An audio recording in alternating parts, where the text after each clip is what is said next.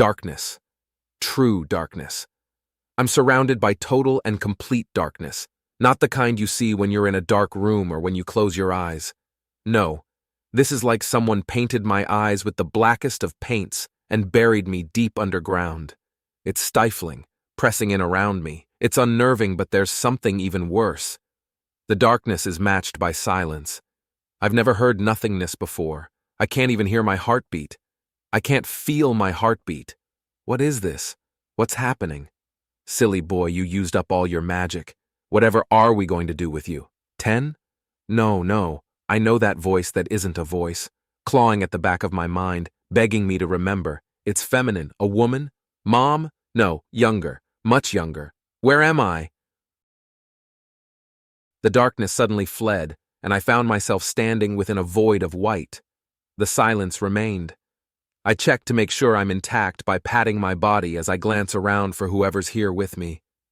I've got all my parts, but they're not covered by anything. I looked down and confirmed my nudity, but something's off.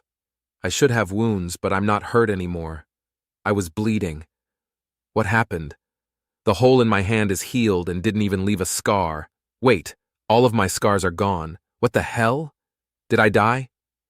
Of course not. You don't die from using up all your magic, you silly little mud man, Cass laughed. You're also not healed. You look how you should look, without the random graffiti that life tends to add. I quickly spun around. Standing in glorious nudity before me was Cassandra, the love of my life. Except it isn't. It's something else entirely.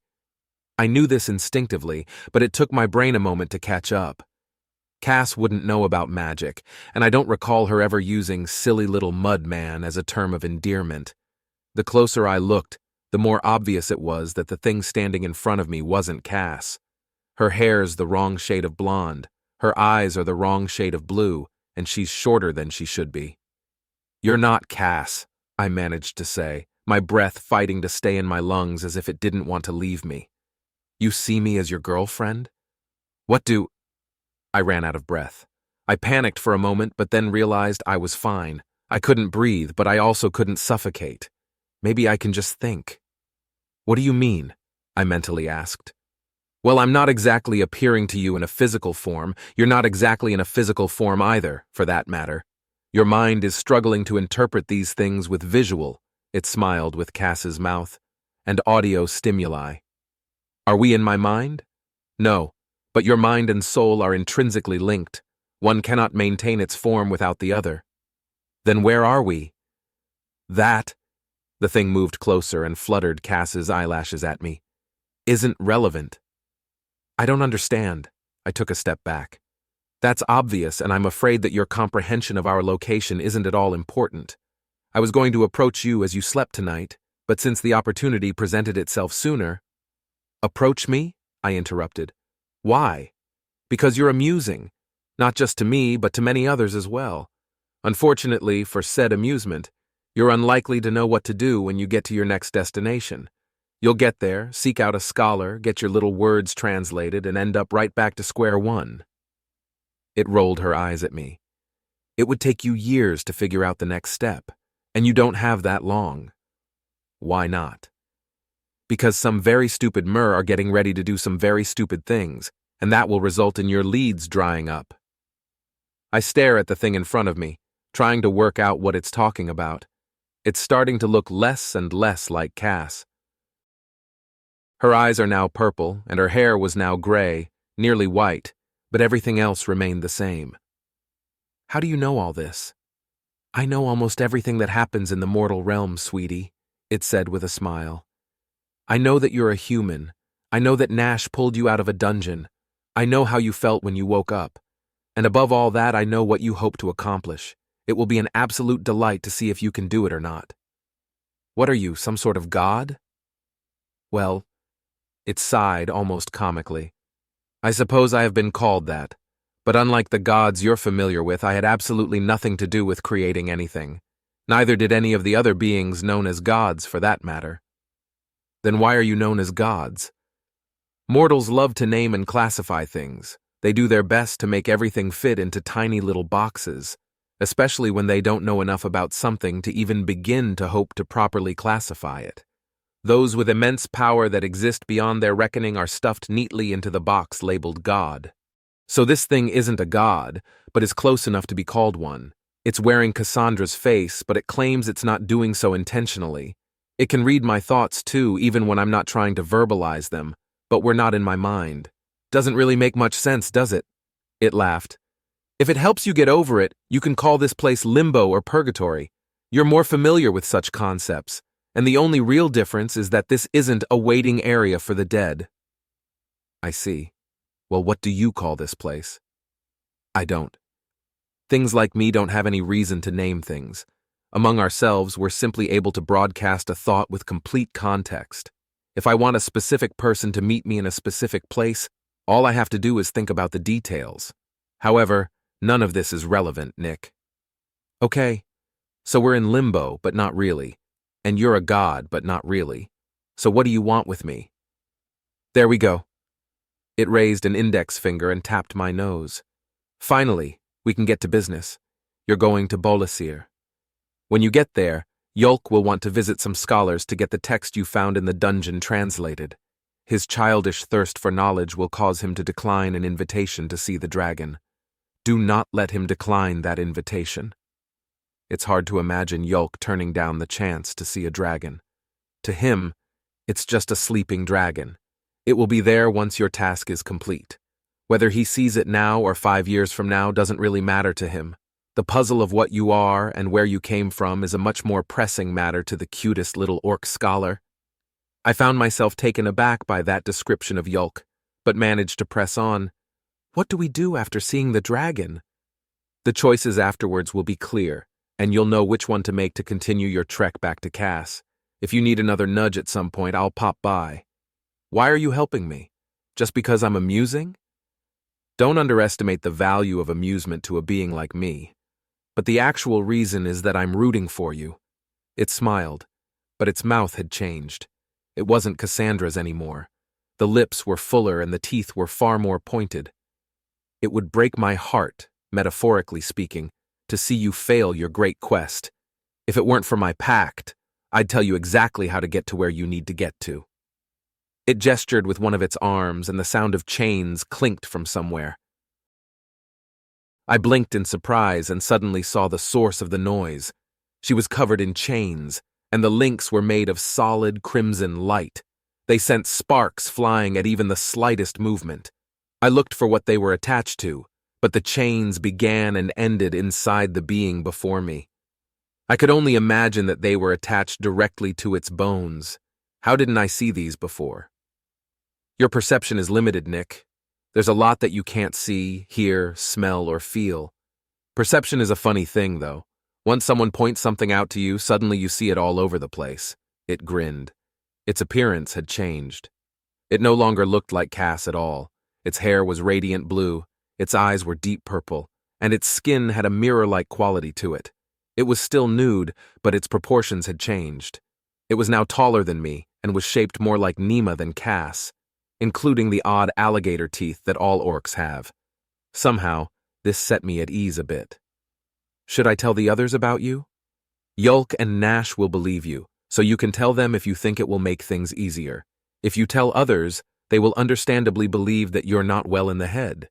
This will add obstacles to your path that will require bloodshed to clear. It shrugged. Up to you, though. Bloodshed? Oh, yes, it grinned again. Instead of gently pushing past the obstacles standing in your way, they'll force you to gut them and unleash rivers of blood that will flood along your path. Since violence begets more blood will inevitably flow. On the bright side, letting the violence guide you will get you to your goals much faster. The thing's smile erased any sort of ease I had felt up to that point. The smile spoke volumes, hinting at a macabre enjoyment of all things hateful and violent. I involuntarily took a step backward. I'd rather not, it interrupted with a sigh. I know, Nick, I know, and that's fine. It's only one way to get you where you're going. It's the most fun way, in my opinion, but I'm fully capable of understanding that you would find it a lot less fun than I would. It shrank a little bit, as if deflating. like someone had just told it that the next installment of its favorite slasher movie would be PG-13.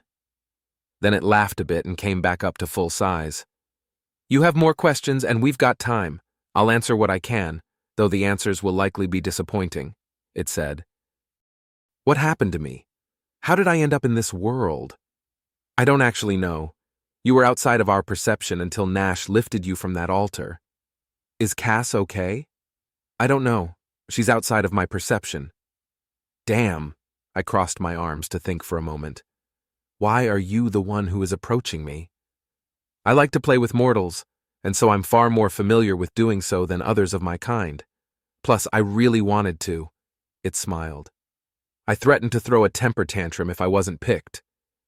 This threw me off. A being that people called God throwing a temper tantrum, like a toddler? Then I remembered some of the Greek gods and felt kind of foolish. The thing smiled at me knowingly. I sighed and thought about what my next question should be. Will I make it back to Cass? I don't know, but we can't wait to find out. You don't know? Of course not. I have a general idea of how things might go if all the mortals involved make certain choices at certain times, but I don't actually know the end result until it happens. Well, all right then. Do I have a chance to make it back to Cass? The thing laughed and held up the chains, indicating that it couldn't answer. I felt a surge of anger rush through me, but quickly quelled it. The anger isn't exactly justified. The fact that we're even having this conversation means that it's at least somewhat willing to help. If anything, I should be grateful. What can I do to increase my chances of seeing Cass again? Train every chance you get. Learn new spells, put your body through hell. The stronger you get, the better your odds are. It smiled again. You have a lot of potential. If you start focusing on your endurance, you'll find that you can increase your strength faster than most can. Even if you fail to get back home, you'll be able to live comfortably amongst the mortals of this world. I was about to express my distaste at this possibility, but the thing held up a hand. It's time for you to wake up. Go see the dragon. Everything went dark again. The exploding cart caught me by surprise. Thankfully, I had quick recovery active because of the bandits. A new skill I picked up while training with Nick, and it does exactly as advertised. I was the first one up, my ears ringing and head swimming. I shook the cobwebs out of my skull and checked myself over to make sure I was in one piece. Lucky, no shrapnel wounds. As I grabbed my swords up off the ground and sheathed them, I looked around. Everyone else was on the ground. Yulk was just behind where I'd landed, and I ran over to him first. "Yulk!" I shouted as I shook him. "Wake up, brother! Tell me you're okay!" He didn't stir. Shit. I tried to get his robe off so I could check him for injuries. I wasn't able to get it off, but I was able to get it open. He was wearing a tunic with shorts underneath, blood on his legs. I ripped his tunic apart to see if his chest was fine. No blood, and it was rising and falling to indicate he was breathing. I tore a strip off his tunic and bandaged the small wound on his leg. I glanced up and saw Imlor trying and failing to help Nick stand. As I straightened up to go check on him, I heard someone behind me groaning. Instinctively, I drew my swords. My axe, being as cumbersome as it is, had been left in the cart. I spun and barely managed to block the first bandit's strike as the second bandit was standing up. I'd heard the second bandit, which had ruined the first's sneak attack. The other 5 were in no condition to fight. The second bandit took a moment to get his bearings as I took a slash at the first one, which he dodged. He wasn't able to dodge the follow-up kick, though. He hit the ground and rolled backward, and I followed and slashed with both swords. The bandit dodged backward again, which is fine by me. I want to distance him from Yulk. The other bandit saw our conflict and lunged at me with his spear. I parried it and blocked another strike from the first bandit. "Yulk!" Nick shouted from behind me. "Yulk's out cold!" I replied, swinging at the first orc again. "I hope he's just out cold." A coma would be terrible this far from town. I parried the spear again and rushed the bandit with the sword. He managed to block the strike to his throat, but wasn't able to avoid the slash across his gut. It went deep, and he fell to the ground holding his injury. I shut out his cries of pain as I turned my attention to the one with the spear. There's no need to worry about him getting back up. I know a fatal blow when I see it. The bandit with the spear also knew a fatal blow by sight, and became more cautious. I darted forward and he leapt back while jabbing at me with the spear. If he were any more skilled with his spear, I'd be in trouble. However, after the fourth time of him jumping back and trying to poke me, I was starting to get annoyed. "Go to the hells, you bastard!" the bandit growled at me. "Lead the way," I replied, slashing the tip off of his spear. The bandit looked at his spear dumbfounded, and I took advantage of this to use another skill I'd unlocked. I activated thrusting throw, and my sword leapt from my hand and plunged itself into the bandit's chest. His gaze moved from his spear to the hilt that was now attached to his chest, and then to me as he crumpled under the weight of death. This particular skill had come to me after constantly throwing Nick's training weapon back to him. I don't think he even realized that I'd activated the skill. He probably believes I'm just good at throwing training swords directly at his heart. I walked over to the bandit and pulled my sword from its fleshy sheath. I took this opportunity to examine the remains of the explosion and the other 5 bandits, which was a mistake. Even with all the death and destruction I'd seen before, the way their bodies were torn apart and contorted beyond recognition made my stomach churn.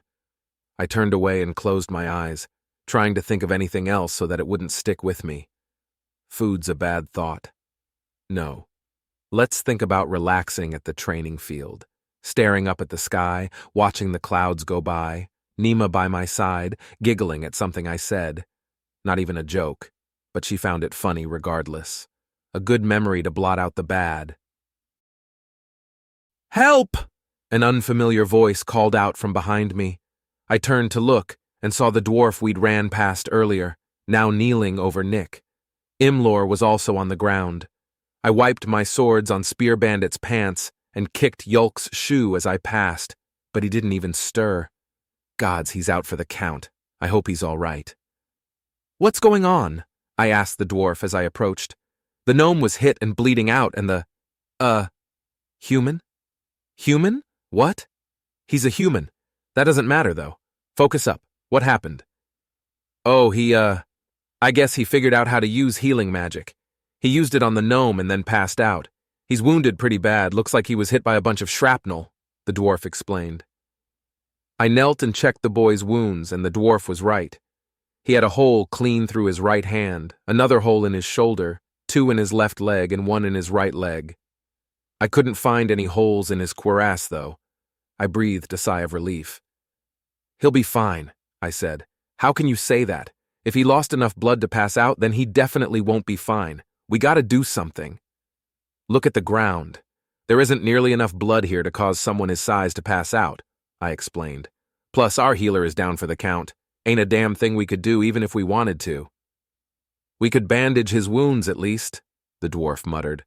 "Nope. With Nick, that's a bad idea. I'll show you why," I grinned. "Hey, Ten, you there?" "Yes," Ten said with Nick's voice. The dwarf leapt back from the boy with startling speed. He didn't get far before he stumbled and landed on his ass, staring at Nick with an open-mouthed frown. Nick, however, didn't move at all. After a moment, the dwarf turned to look at me again. "Ten is a robot that lives in Nick's head and helps heal him," I explained.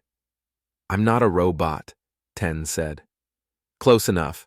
Anyway, he's got foreign objects in some of his wounds, doesn't he?" I asked. "Yes. And it would be a bad idea to bandage those wounds while you try to heal them, right?" "Correct. If you bandage the wounds, it would prevent me from removing the shrapnel. I would have to heal around it, and I would then have to force the shrapnel out of the body through the skin, which would take an annoyingly long time without surgical assistance." "There you have it," I said to the dwarf.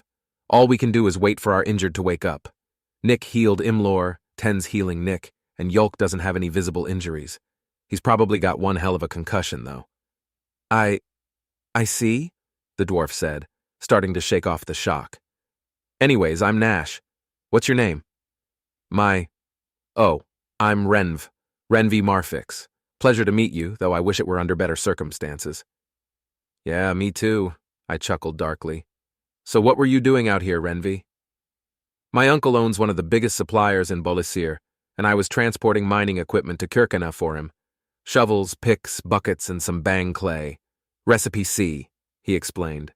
The bandits weren't interested in the gear, but were convinced they could get a good ransom out of me. Well, that explains the explosion, but that sounds like pretty valuable cargo. Why didn't you have guards? I asked. I did. 3 of them. The bandits killed them and tossed their bodies in the cart. His expression went dark. They were friends of mine.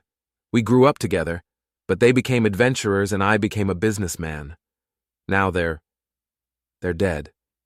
Sorry for your loss, I said gently. I know how hard that is. I've lost some friends, Reese.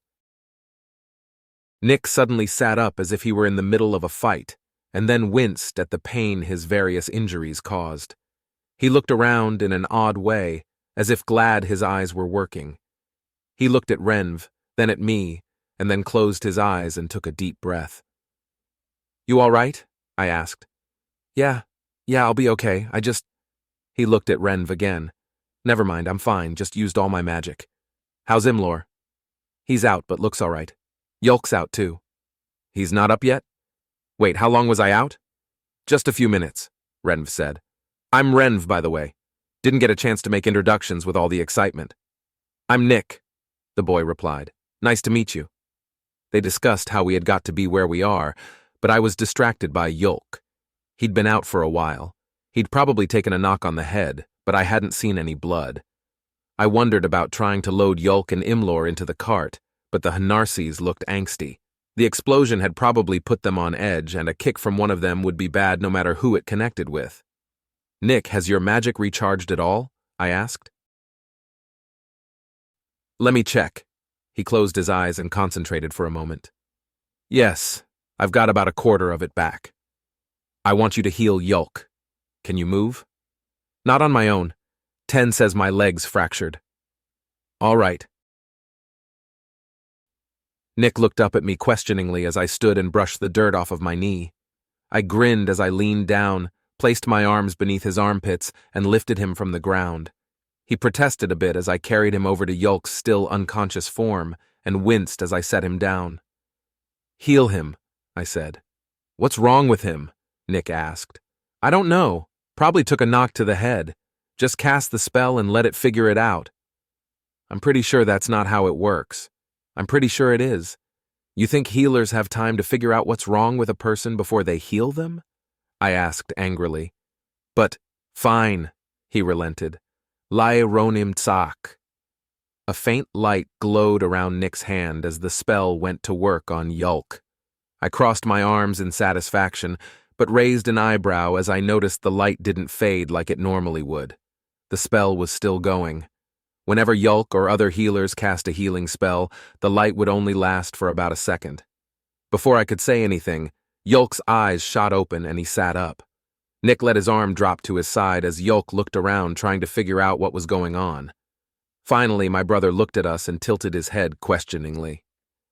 You got knocked out by an explosion from the flaming cart, I explained.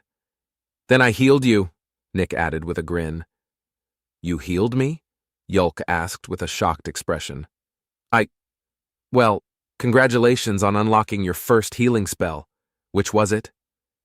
Minor heal, Nick said. Good, that's the first level of healing. Yulk nodded, rubbing the back of his head as if it were sore. Nice place to start from. Is everyone okay? I'm fine. Nick's got some new holes and Imlor's unconscious, I explained. The dwarf that we rescued, Renv, is also uninjured. I see. Where'd the flaming cart go? Already told you. That's what blew up. It had bang clay in it. Right, that makes sense, Yulk said as he carefully stood up. Shall we go check on Imlor then? I can't walk. I've got a fracture in my leg, Nick explained. Not a problem, I said with a grin as I picked him up again. Yulk and I walked over to Imlor as my new baggage protested again. The protests got a little more colorful this time, so I was less gentle when I set him down. Nick glared at me angrily as Yulk knelt to check on the gnome. Will he be okay? Renv asked. Yulk expressed as he rubbed his chin thoughtfully. What happened to him? A piece of shrapnel went through his gut, but he didn't notice it at first. He passed out as he was checking on me, Nick explained. Thankfully, it went clean through, so I cast minor heal on him, but he didn't wake up. Then I ended up passing out from using all my magic. Yolk looked at Nick with a confused expression. What else did you use your magic on? He asked. Nothing, Nick answered. But you have a ton of magic. Minor Heal wouldn't even come close to using all of it, Yolk said. I used the spell until I ran out of magic, Nick explained. How many times did you cast it? As Yolk asked that, I made a connection between what Nick was saying, what Yolk was asking, and the strange length of time I'd seen from Nick's healing spell. I couldn't help but laugh, which made everyone look at me. When he cast Minor Heal, it seemed to last longer than when you cast it, I explained. I think he's able to continue the spell with just one cast. Is that so? Yolk turned back to Nick. I wonder what sort of effect that has on the healing. I don't know much about magic, Renv interrupted. But is the gnome going to be okay? He's been out for a while. Right. He must have lost a bit of blood, but I can wake him up. Yolk nodded. Yolk then slapped Imlor across the face, the sound of which stunned the rest of us into silence. It seemed to echo around us. Nick opened his mouth, but Imlor mumbled something and his eyes fluttered open. He looked at each of us and sat up, holding the side of his face. What happened? He asked. Come on, get up. Yolk smiled down at the gnome. It's time to get back on the road.